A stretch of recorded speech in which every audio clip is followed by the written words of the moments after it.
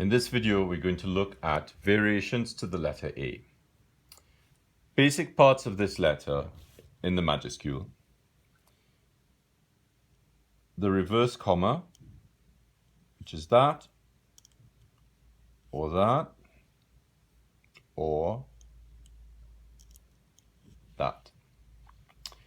The line of universal beauty in reverse,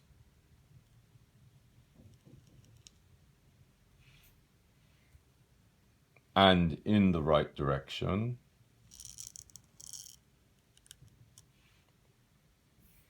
and then a connective stroke, which should be at the angle of the line of universal beauty. So normally you would do this, and then that.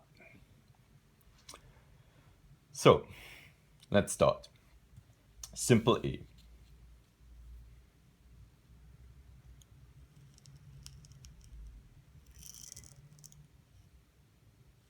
I always make the crossbar a little bit lower.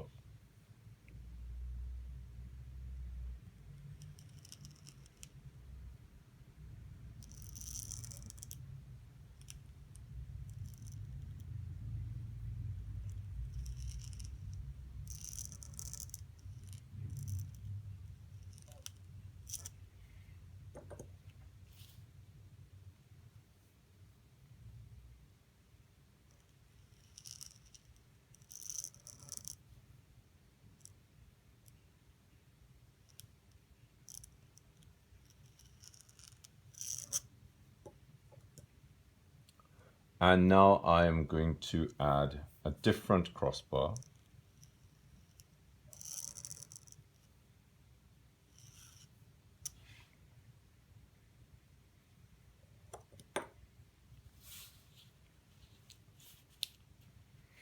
And we'll change the downstroke.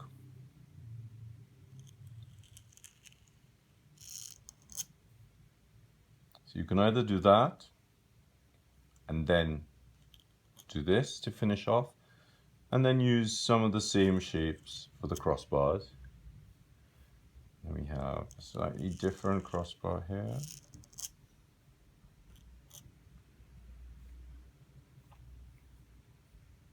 Straight one, or you can do this.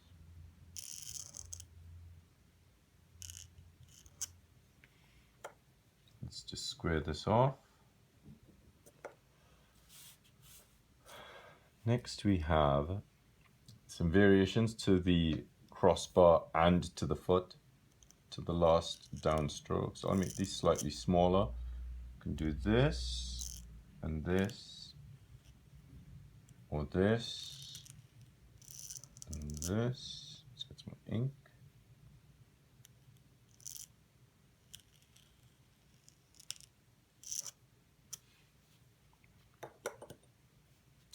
We can take the same shape and do this.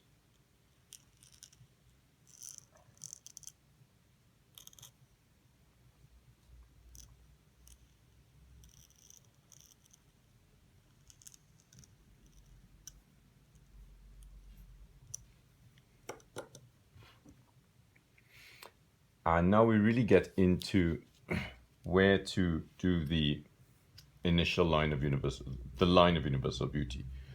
So some people start at the top and try not to put any pressure. So you get this shape.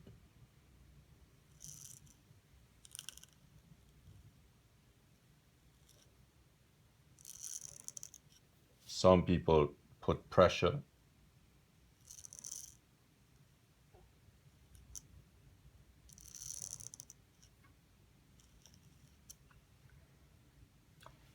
This stroke should not have as much pressure as this stroke, because you need to balance the weight.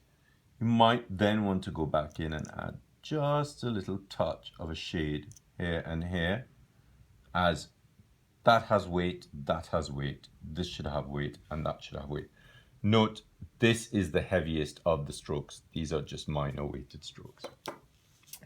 Then we can go ahead and do some more decorative initials. where we start with that line of universal beauty lighter.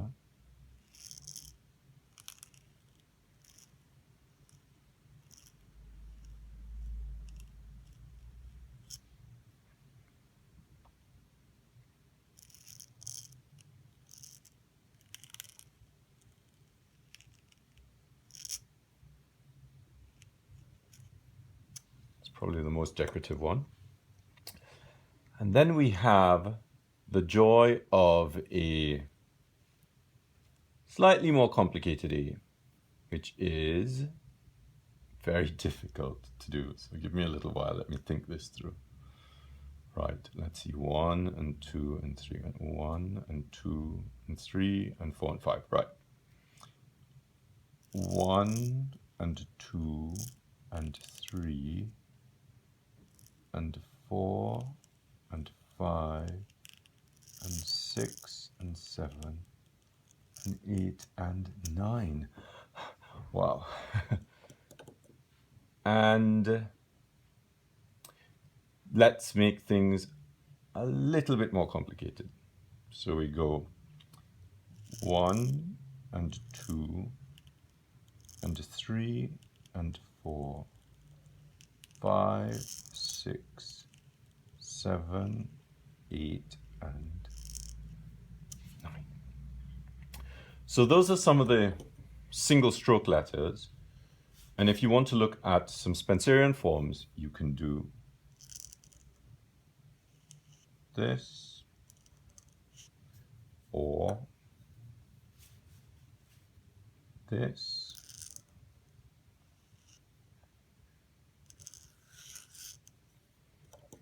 And then we can look at some double stroke letters. These are slightly more complicated and require a little bit more thinking. So they would be A. Make sure you leave enough space between there. And then we would go there, and maybe this comes back a little bit more.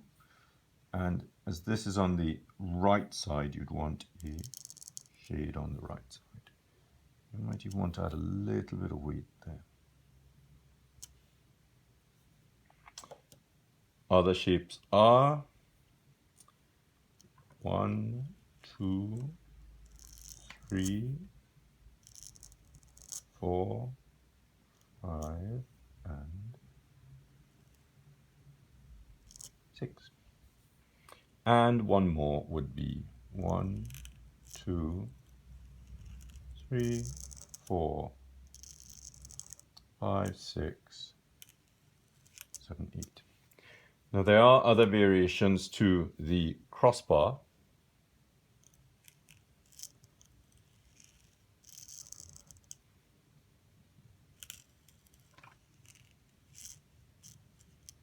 And of course you have the one more form, which is the upright A.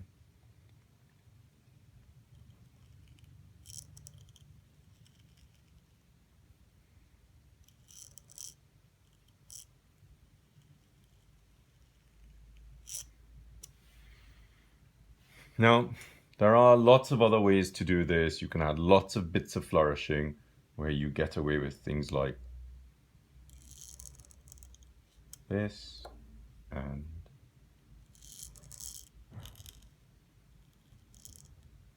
that. So that's just a starter. So remember, reverse comma, reverse line of universal beauty, downstroke as a connective stroke. Those are your basic parts. And then the flourishing should be based on whether you're going to flourish the crossbar or if you're going to have a straight crossbar, or if you're going to change the downstroke, the shape of the downstroke to sort of resemble the line of universal beauty. Again, this is sort of a flourishing technique where two lines start at the same point but increase at an increasing rate in the distance between the lines. And then you have interlocking flourishes, overlapping flourishes, and you can even do some reverse flourishing where you take the